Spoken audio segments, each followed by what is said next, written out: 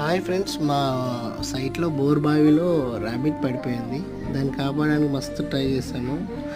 దానికి దెబ్బలు తగలకుండా కూడా సంచేసి మరీ దాన్ని కాపాడాము. మూగజీవులను కాపాడేది మన బాధ్యత కాబట్టి కాపాడాలి. చూడండి ఎంత చిన్నగా ఉంది, చూడండి.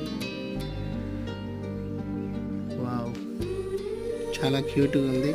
దీన్ని మనము వదిలేయాలి కాబట్టి మనం వదిలేస్తాం. చూడండి ఫ్రెండ్స్, ఎంత క్యూట్ ఉంది.